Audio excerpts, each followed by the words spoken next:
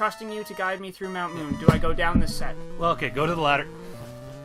This is not towards progress, this is towards items. Okay, I'm good with that. I also remember these little corridors seem to have a higher drop rate of Parises. In fact, I'm pretty sure only these corridors have Parises.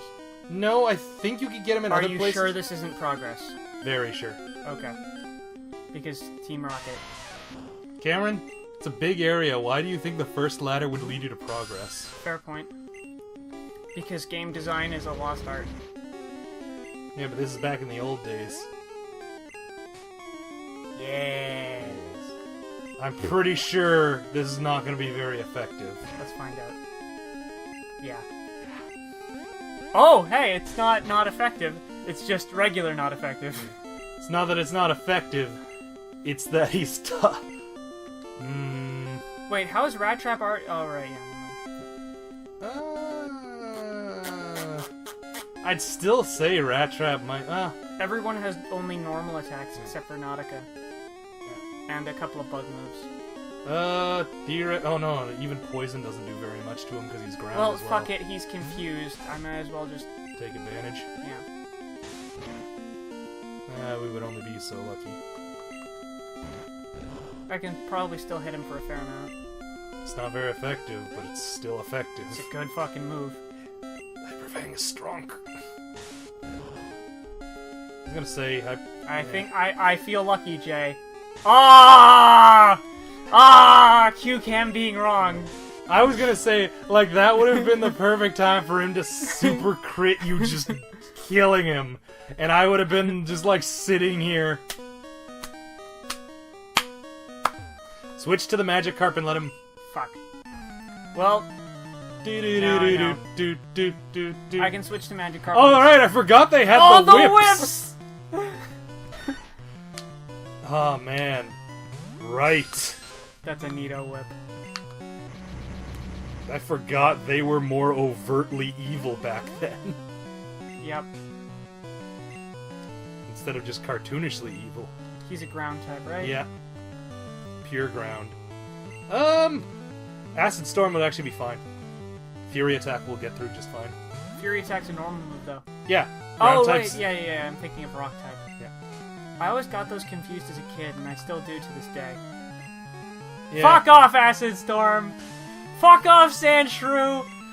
Double fuck off, Sandshrew! Oh. Double... Ah, no! It's this again! I remember this from when I was a child. I'm done. Yeah, you're preemptively telling this to fuck off. Because it's a flying bug type. Water. It's just constantly gonna use sand attack. Yeah. So, no. Not happening. Never again. Never. Alright. Fucking Acid Storm. All you did was get hit and miss things. Bless his heart, he tried. Switch to the Magikarp. Switch to the Magikarp, let him get the level, and then switch to, I don't know, your Pidgey, maybe? Yeah, Pidgey will handle it. In fact, I think I could risk it. But no, not on the Switch. Nah. I could also have switched back to Acid Storm, but A, his head's not in the game today.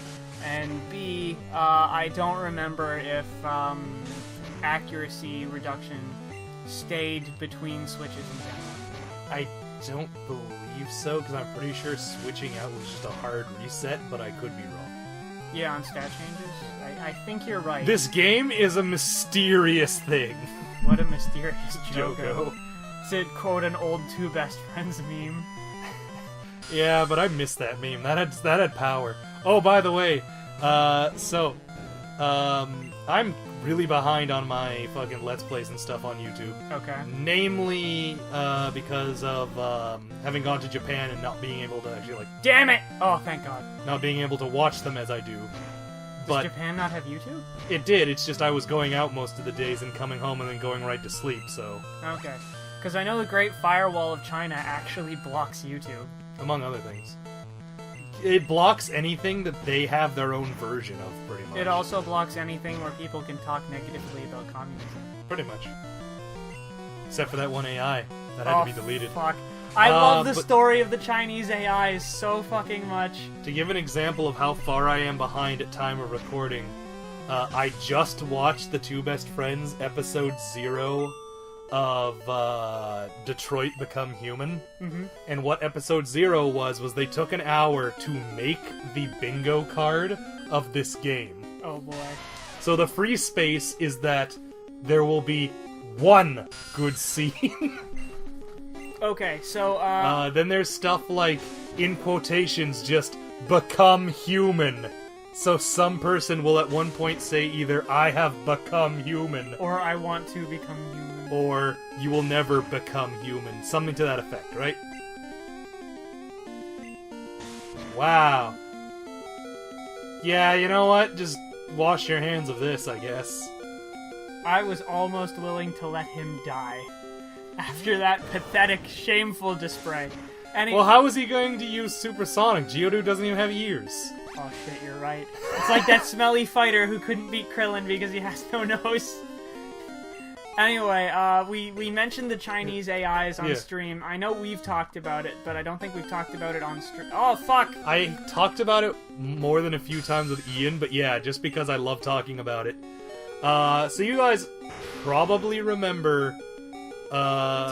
Tay, which was the Google AI that became a racist. Yeah.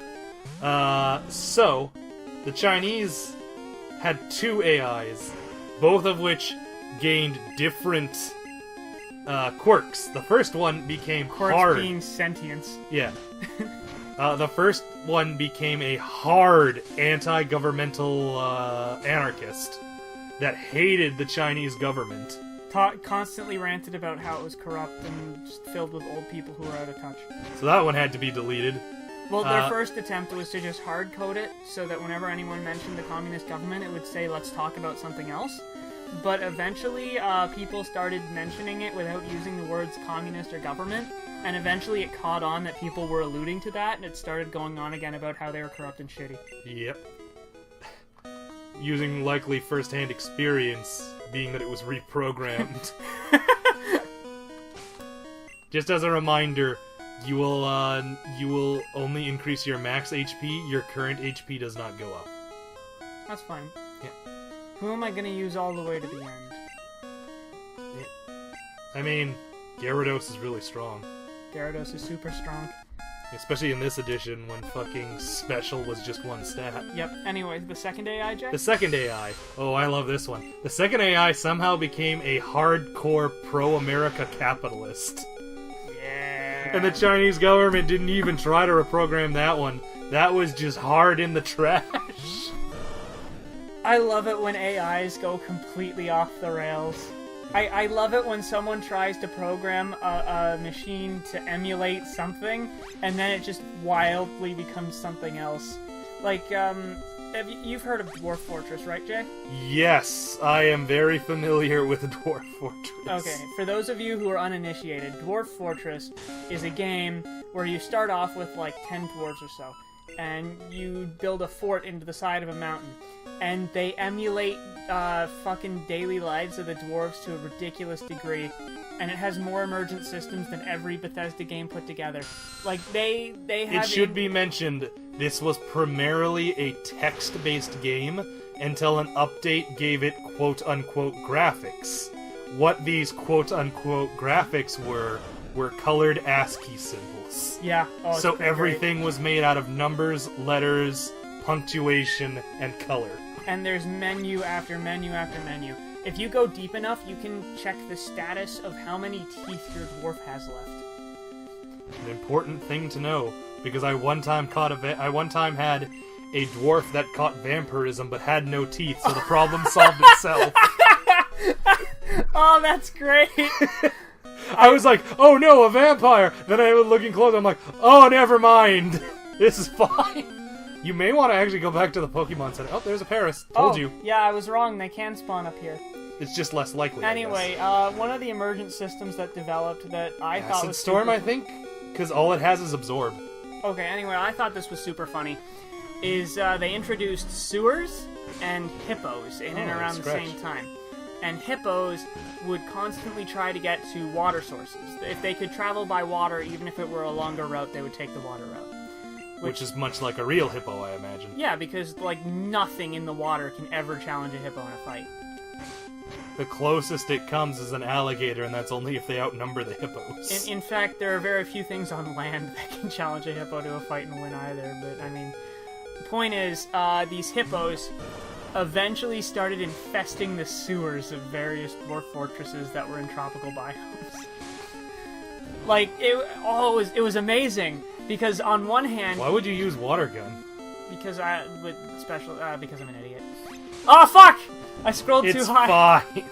Anyway. I genuinely think you should probably go back and heal up, though. Yep. Jay, I'm trusting you to navigate me back. Up. Down. Right. Down. Okay. Out. Anyway, these hippos in the sewers. Ups. I didn't realize where you were in the place. Do I go back up? Yeah, up and then back down. I didn't realize where we were right now. Anyway, sewer hippos. Yes. They were terrible because you could never make any repairs or change anything in your sewers without getting murdered. On the other hand, it stopped those pesky kobolds from sneaking into your sewers and stealing your shit, because they'd get eaten by the hippos. Yeah, so at that point you kind of just make sewer systems that go around the hippos and hope for the best. Or what you do is you make decoy sewer systems that lead to the outside near known kobold invasion routes, and just funnel them into the hippos. Yeah. Another. Okay, this should lead us out. Yep. There's Turban Lady. Yeah, fuck. Another really cool thing was carp. And anyone who's played Dwarf Fortress in, like, I want to say about 5 years ago will remember the muscle carp. Because your dwarves and other creatures got different stat boosts based on what they did. Yeah. Over the course of a day. Swimming would give you a strength stat boost. And if that carp has been on the map for a few in-game years, it has been doing nothing but swim the whole time. Which means that if you build a bridge over a ramp, every so often a carp will jump too high and wind up landing on your bridge, and it'll get stuck. And then people will have to try and go by it. But the carp flails around randomly.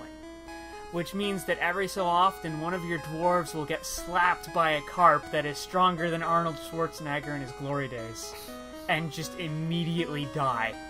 And then you have to go down that ladder, because that also leads to treasures. And then you have to send out a whole bunch of fucking bowmen, or crossbowers, to fucking kill this carp at a range, because anyone who gets too close to it gets fucking one-shot by this muscle carp. Imagine, like, all I'm seeing is just a magic carp with a six-pack and, like, ab. I'm imagining a bicep with just fins on one side and a carp face where the fist should be. I'm imagining it still has the fist and the carp face on the palm. That'd be pretty neat. What the hell is that? We don't talk about that. It's a muscle carp. Oh, man.